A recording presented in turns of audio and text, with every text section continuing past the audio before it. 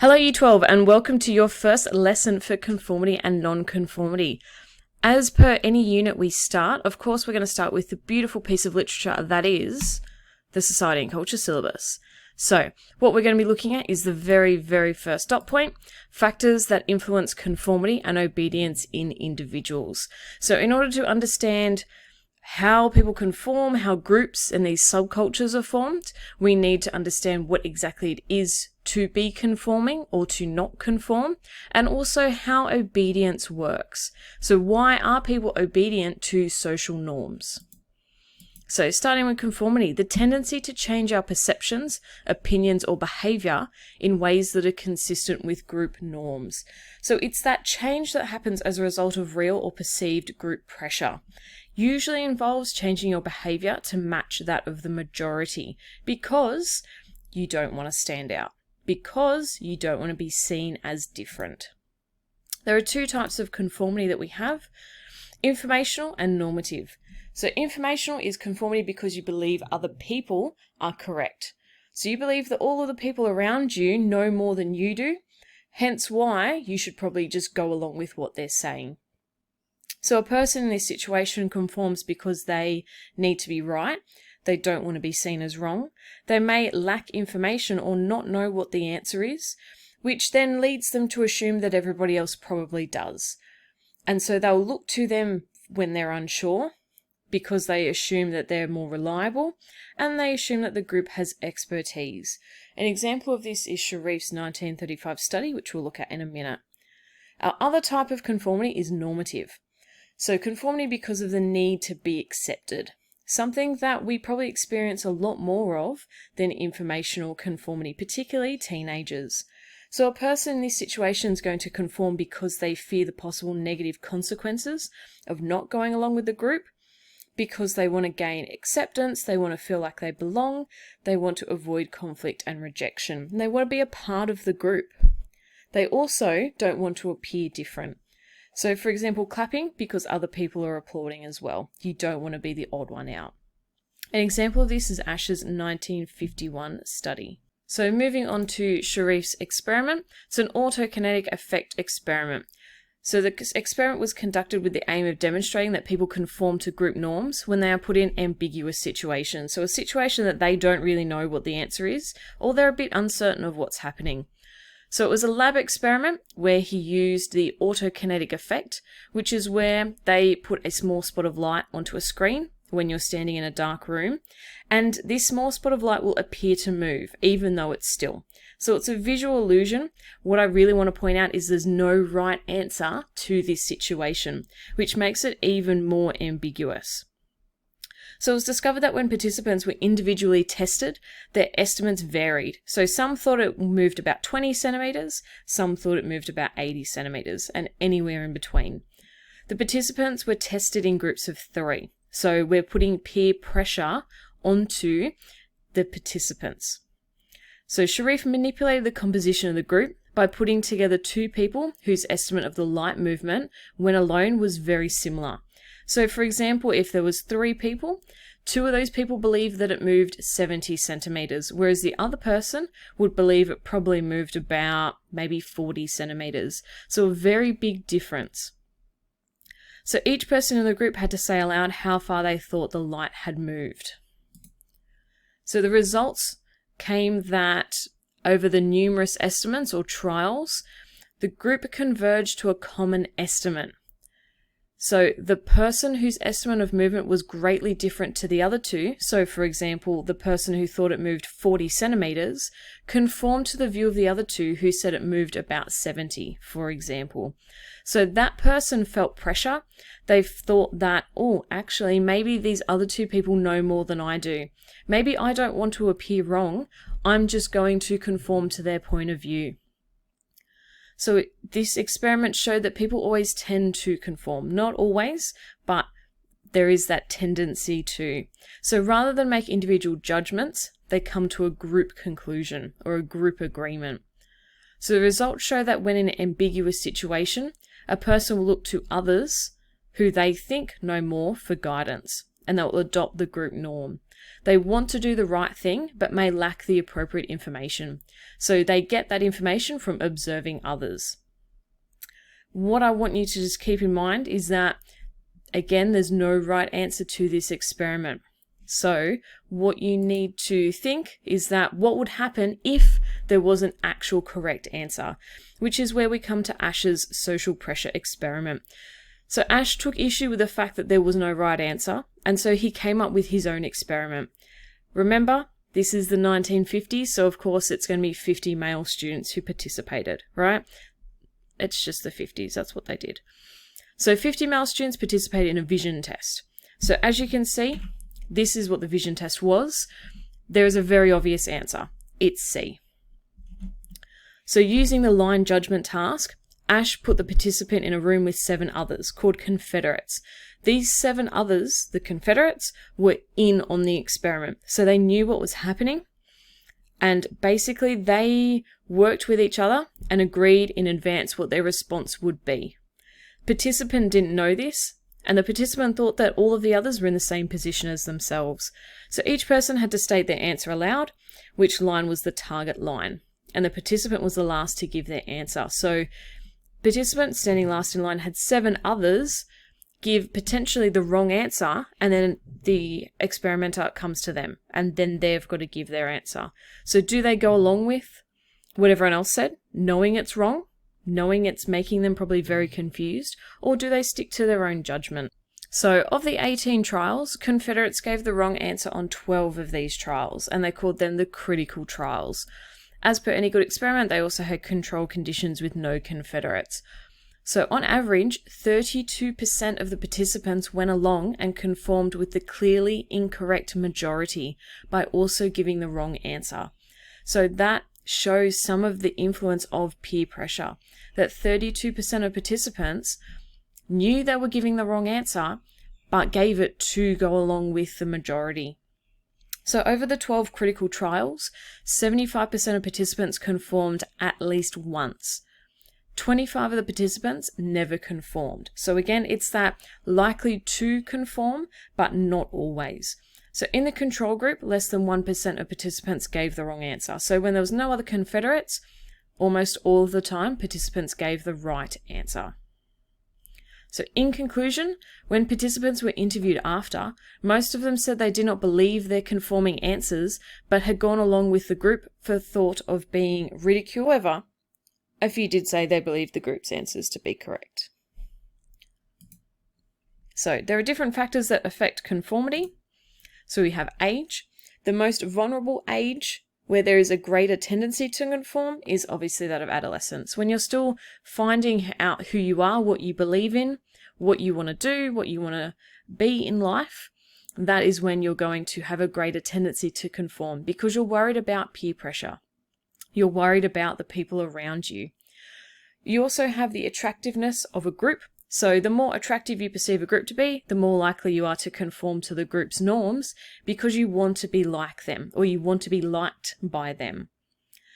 People also have to conform to reach a consensus, particularly if you're in a large group of people, and if you think it will lead to progress. So hence why some people, when they're on a jury, will conform to the rest of the group because you need to reach a consensus. You need to come to one conclusion and everybody has to agree with that conclusion. You also have a difference in cultures. So more collectivist cultures tend to conform than the more individualistic ones. So for example, nonconformity in East Asian nations can often be viewed as defiance, whereas we as Western cultures see that as being unique when we don't conform. We see it as maybe being part of a subculture where, like you've got your punks, your goths, your emos that deliberately don't go along with it. And so they view that as being unique, part of your identity, because that's what we believe in our Western cultures. If the task is too difficult, perhaps beyond a person's ability, they're more likely to conform, so the task can be accomplished by a group as opposed to an individual. You also have ethical and moral standards. So people are more likely to conform if their standards are aligned with a group's behavior because there is agreement at their core beliefs. So if you're wanting to be accepted by a group of people who believe in similar things to you, you're likely to conform with what they are doing or what they're saying. The greater your degree of self-awareness, the less likely you are to conform as a person, which goes back to our age one. So adolescence, you're still developing your self-awareness, your own self-concept, whereas older people already have, most of the time, that self-esteem. So they're going to believe more in what they own beliefs and values as opposed to conforming to that of other people. The size of a group can also influence conformity. So conformity tends to increase with larger groups because there's more people you have to agree with. Whereas in smaller groups, it's easier to break away and not conform. You're also more likely to conform if you have an ally present. So Ash's study found that the presence of just one Confederate that goes against the majority choice can reduce conformity as much as 80%. So all you need is that one person to say, 70% of movement in the line, then that person's going to believe them. You also have awareness of norms. So if you're more aware of someone and their norms, particularly if they're in a particular culture, the more likely you are to conform to these. So for example, we know how to behave at a wedding because there's a large group of people, there's already very set norms for the behavior in a wedding, so you're more likely to conform and go along with these. Some questions that you need to complete. The next topic we're looking at is obedience. So it's a behavior change produced by the commands of authority. So obedience is when an individual or group changes their behavior as a result of the demand or command of authority. So it's a voluntary form of behavior where you will accept instructions from someone else. So the difference between conformity and obedience is conformity is centered upon changing in to fit with a group because of social pressure. Whereas you can kind of say that obedience is that change in behavior because of the pressure of authority or the presence of a hierarchy or an imbalance in power, which then influences people to change their behavior. So again, we have factors that affect obedience. So identifiability. So if someone has your personal details, you're more likely to obey them. So for example, hence why we're likely to obey police, because they have access to our personal details that can be recorded or tracked. We also have proximity. So if someone, authority figure is close by, you're more likely to obey. Hence why teachers walk around a classroom, because the closer the teacher is to you, the more likely you are to stop having a sneaky conversation to your friend next to you. If there is punishment involved, so like following laws because you don't want to be fined, you're more likely to obey to avoid punishment. If you're in a more formal setting, you're more likely to be willing to obey others. So again, it can kind of be like that whole setting of the wedding.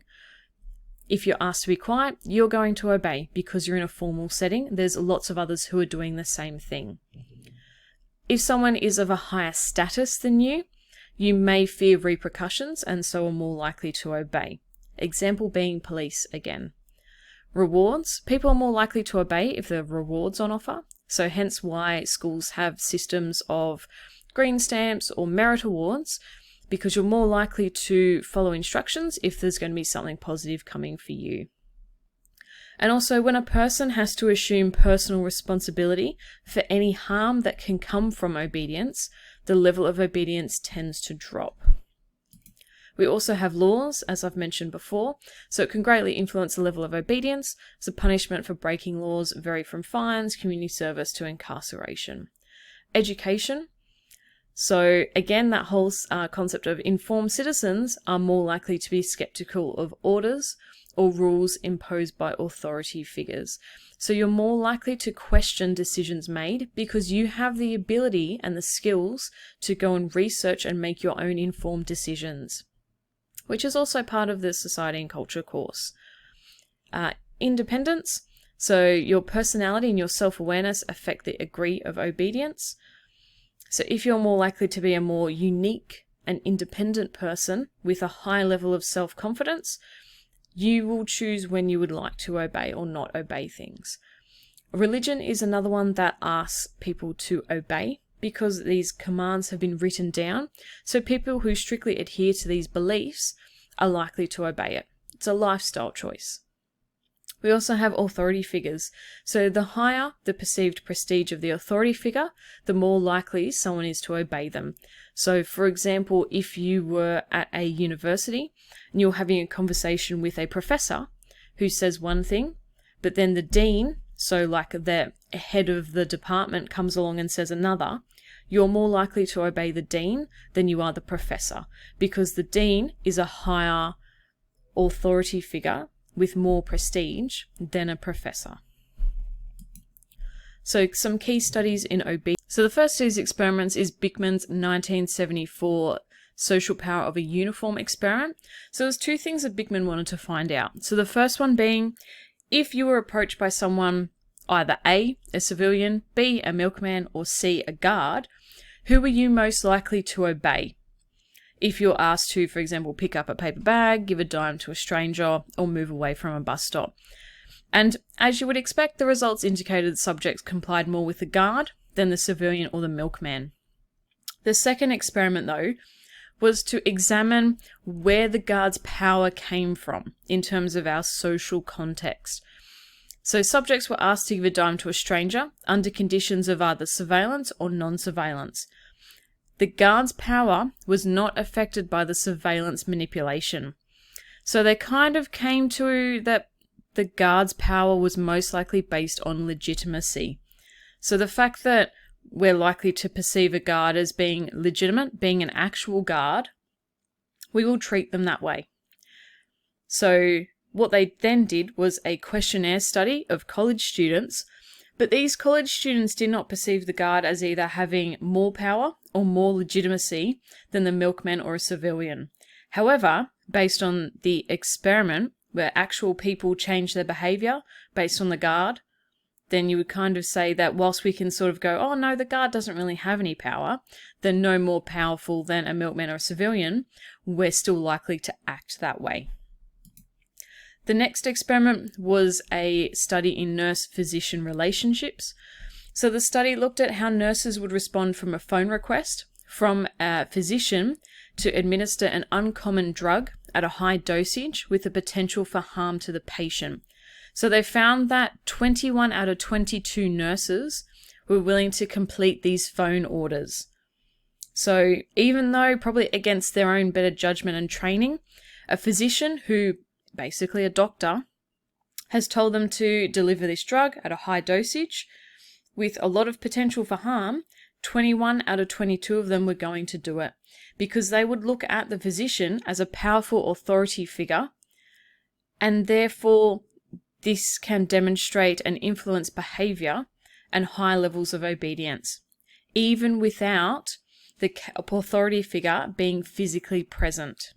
Experiment, we're all very familiar with it. We've looked at it in the prelim course. We've looked at it throughout also our HSC course. So obviously, Milgram, obedience to authority and experimental view. So this is the one where the participant was asked to come in and be a teacher. And so you then have a confederate who was the learner. So remember, confederate, someone who's in on the experiment. So the teacher had to provide an electric shock if the confederate or the learner gave the incorrect answer. And over time, with the increasing rate of incorrect answers, the shocks increased. So a group of psychiatrists before this experiment was conducted estimated only about 1% of the population would provide the maximum level of shocks, which is 450 volts. Most predicted that participants would kind of stop around the 135 volts.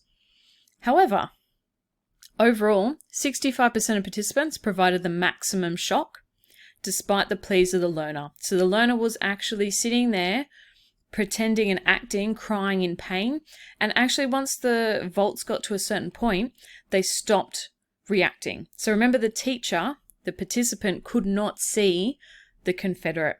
So the confederate would just stop responding because they would kind of assume that at a certain point they'd probably be unconscious.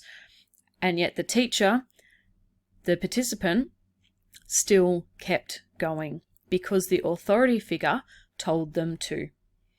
So the original study consisted of all men. They've conducted other studies since with women and in other countries and have found similar things. So the original point of Milgram's experiment was after World War II, with all these war criminals being tried from Nazi Germany, who said, I only did it because my supervisor, my commander, my commandant told me to. Milgram wanted to find out whether that was actually true. If someone else in a position of authority told you to do it, would you actually do it? This experiment and others since have proved that to be true.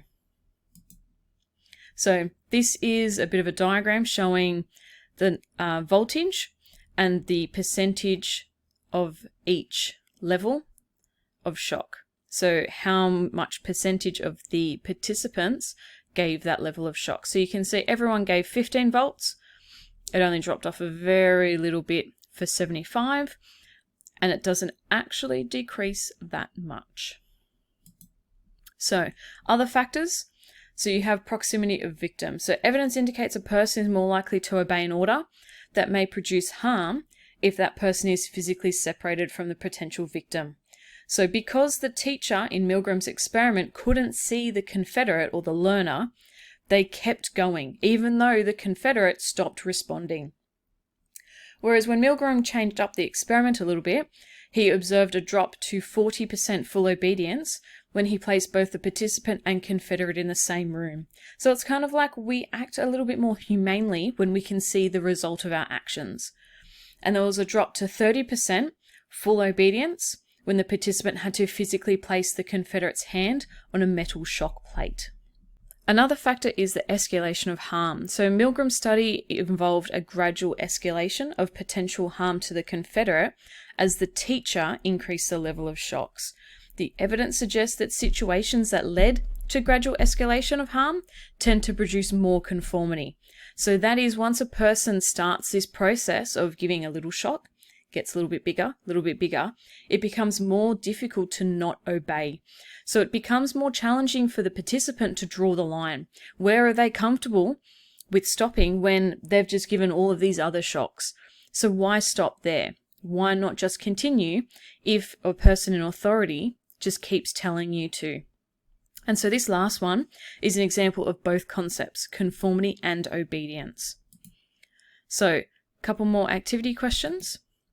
We also have a couple of other states of mind. So these are things that I've included that help explain conformity and obedience in different ways, in ways you're probably not expecting it to, and they're ways that you will come across. So the first one is fundamental attribution error. So this is the tendency people have to overemphasize internal characteristics or personality-based explanations to explain someone else's behavior in a given situation, while underemphasizing situational explanation. So basically, if you see someone doing something stupid, you're more likely to think, oh, that's just the person's personality. They probably make really bad decisions all the time. Instead of going, oh, that person you can see doing something stupid is being peer pressured by their friends. They're placed in an environment that is conducive to that person doing something stupid. So we assume that the person's actions are based on their kind of person they are, rather than being based on social and environmental forces that influence the person. We do this because we want to separate ourselves from the idea that anyone is capable of anything. So we don't want to think that Ted Bundy was influenced by the social and environmental forces to kill with no remorse. We want to think it's just because he's that type of person, because we don't want to believe that we're capable of doing that if we were placed in the same social and environmental force. And our last one is the bystander effect.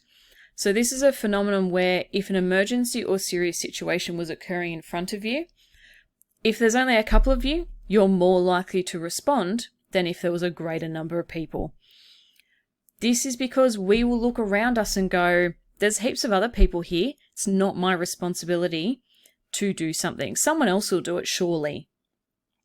So a study in 1969 found that while 70% would help a woman in distress when there were no other witnesses, only about 40% of people would offer assistance when other people were also present. So it's about a 30% drop the more people were standing around. So one explanation, there's two, you don't really need to know the other one. But one is that when others fail to react, it shows that not reacting is the socially acceptable way to behave. So if you think back to our informative conformity, where we will assume that people around us know more than we do, know how to socially behave in this situation. So therefore, if they're not reacting, I don't need to react either. That's not the appropriate way to behave. And it leads to people conforming with each other, consciously or unconsciously. And to end, we've got a big thinking question. So what does cognitive dissonance have to do with obedience in individuals? So you need to read through this site, which explains to you what cognitive dissonance is, and one other site. So do a little bit of research and answer the question above in about half a page. So if you have any questions about this year 12, please let me know. Otherwise, enjoy.